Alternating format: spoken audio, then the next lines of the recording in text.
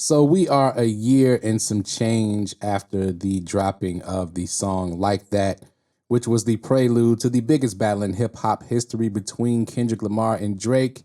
And a year later, things are even crazier now than they were at any time in 2024, the year that the battle happened. And this transition from the era of exploitation in hip hop culture that is coming to an end is leaving in a messy way, as we have fake DMs, we have fake bot rumors, fake ghostwriters, and just the white belt level ninjas of hip hop media and their fearless leader, Paperwork Poppy, also known as Drake, just doing way too much to keep the attention on themselves and away from Kendrick Lamar and destroying themselves every step of the way. Let's get into it.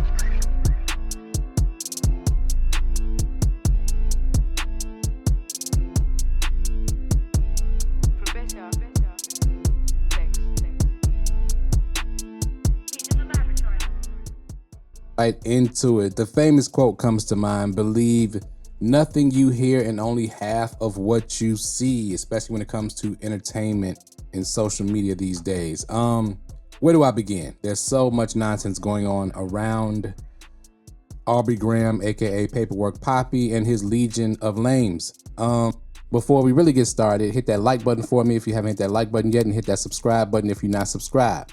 But let's start here. Let's start with, first of all, here's the thing about what Drake and everyone around him is trying to do and what people have to understand about what's happening here. A lot of money is being lost on one side of hip hop, and that is the side that Drake pretty much presided over and was the king over, right? That is the more commercial side of hip hop.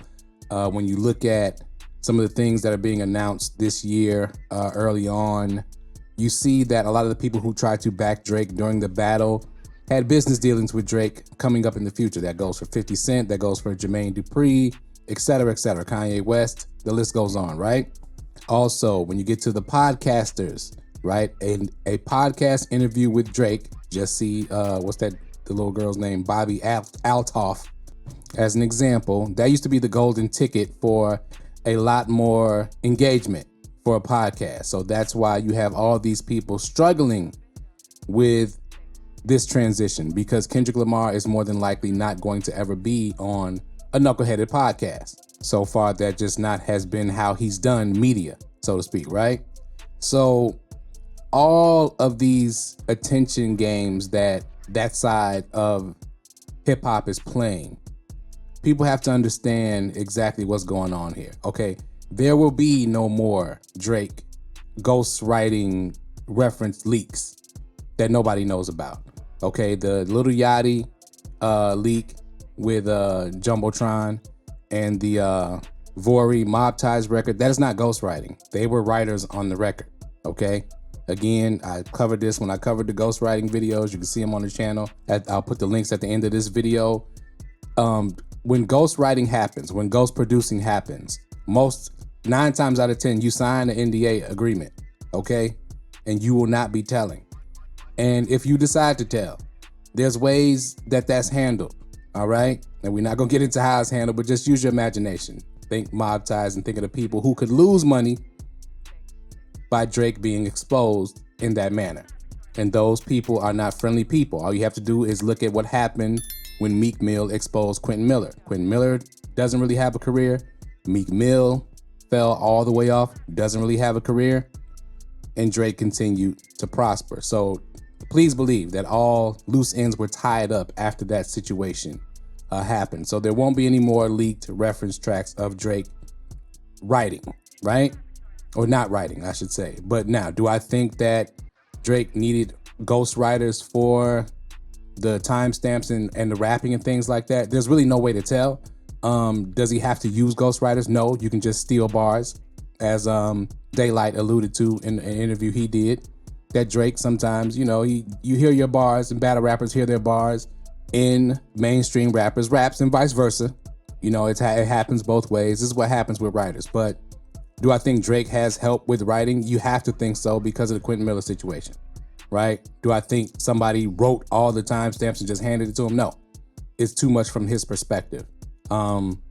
So all of that's gonna be clout chasey, fake stuff. Now, here's the thing.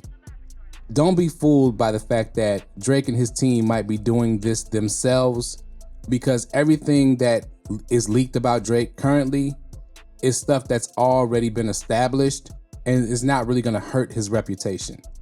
Case in point, in Euphoria, Kendrick mentioned something about playing the game Have You Ever? Remember? Have you ever played? Have you ever? Okay, let's play. Have you ever walked your enemy down like with a poker face? Have you ever paid 500,000 like to an open case? Nothing's leaking about that 500,000 in an open case. See, if there was really some leaks going on, that's the kind of thing that would be leaking to damage Drake's career. Speaking of leaks, let's switch over to the DMs that quote unquote leaked from him and Akademiks. Okay, when you look at this DM about him and the weird streamer Snow, okay, who was propositioning the young people on the streaming platform Kick. Allegedly, she was doing this. This DM does not paint Drake in a bad light. It has him denying it behind the scenes, right? That works in his favor. And also the fact that the first comment from whoever he's DMing, LOL, straight defamation. Right? What does Drake have right now? He has a defamation lawsuit right now, right? So these DMs don't reveal anything about Drake in a negative light. People are trying to spin it that way, but it really doesn't. So it makes you wonder who exactly leaked the DMs. And one of his enemies' videos, Fantano, is the image that they use, right? So everybody who's in YouTube and social media land who's anti-Drake, be ready for the paperwork poppy to get to work and maybe start working in your direction. I'm just telling you what it's really looking like, okay? And when you go through the rest of the DMs, you know, him talking about LeBron James, him making comments about the Not Like Us video, there's nothing here that is damaging to Drake, okay? They show speculation of he and I guess it's supposed to be Akademiks speculating about the footage used in the Meet the Grams album song artwork. Okay, the information about him throwing shots at Patrick Mahomes' brother's orientation.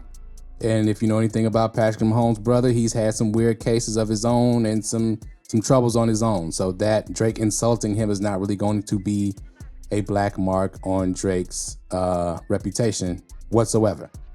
It also shows him distancing himself from that type of individual who has had some run-ins with some misappropriate behavior, right? Allegedly. But what all this does do is keep Drake's name in the algorithm, since the Party Next Door album could not do it. All right? Okay, Drake not appearing on that Cardi album, that Playboi Carti album, was a big blow, right? Because normally that would be something that in this case would have helped him out a lot. Now, he has helped Playboi Carti in the past with putting him on records and hopping on his album and things like that. This would have been nice for Drake if Carti would have returned the favor, but it wouldn't have been good for Carti. Right now, Drake is not a popular person to put on your record, and that's Drake's fault. So the downplaying of Playboi Carti's album, if they've been hyping this album up for almost 2 years, just because Kendrick appeared on it, right? Kendrick is playing the game smart and he's squashing anything Drake could really do to revive himself, right? And it's the right thing to do, because also Kendrick is in the position that Drake used to be in, where the executives and the businesses see Kendrick as more of a draw than Drake. And this is new territory for Drake. Drake has not been in this position before, where somebody is more commercially viable in hip hop than he is.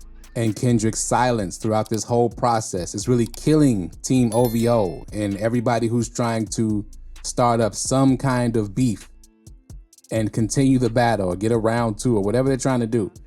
Kendrick remaining silent and just working and collecting checks and getting more opportunities is really killing them. It really is. They don't know what to do. And they see the money in that space in hip hop just dropping continuously. You know, those streams are not what they used to be.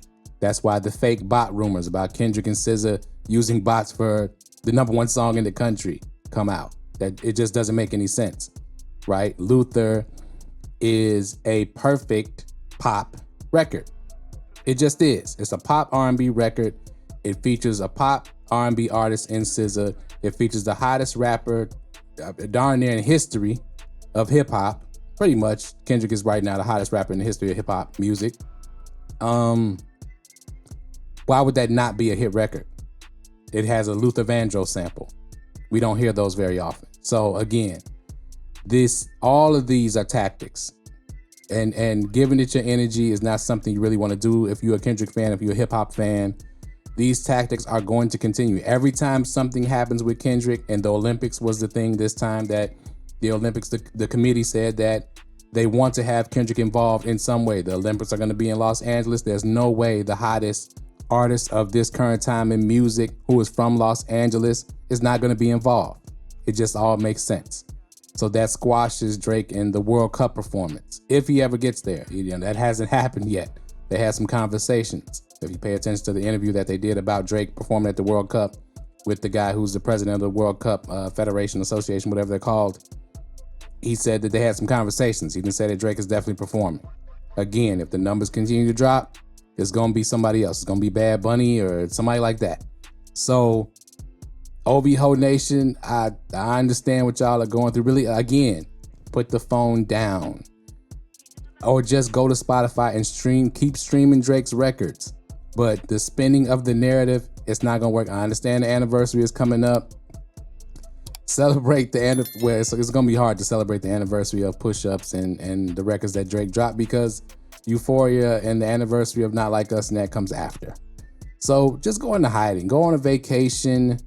I heard that they got some new underground caverns that they found under the pyramids. Go see if you can go see those. Go on a tour of the underground caverns of the pyramids, and hopefully you fall in one. And that way we don't have to see you on social media anymore making all this noise about Drake losing a rap battle that he asked for, that he know damn well he shouldn't have took. But anyway, that's all I got about all this nonsense that's going on in hip hop with Drake versus Kendrick and OVO Nation just doing the nonsense. Yes, I will be doing a video on the white belt level ninja party that they had with Akademiks, DJ Vlad, Adam 22, and all of them getting everybody locked up. The jig is up for all the informants in hip hop. Shout out to all of those people who are obviously informants. If you know better, and if you're from the neighborhood, when somebody's an informant, it's pretty obvious when people are in front of microphones talking the way that they talk.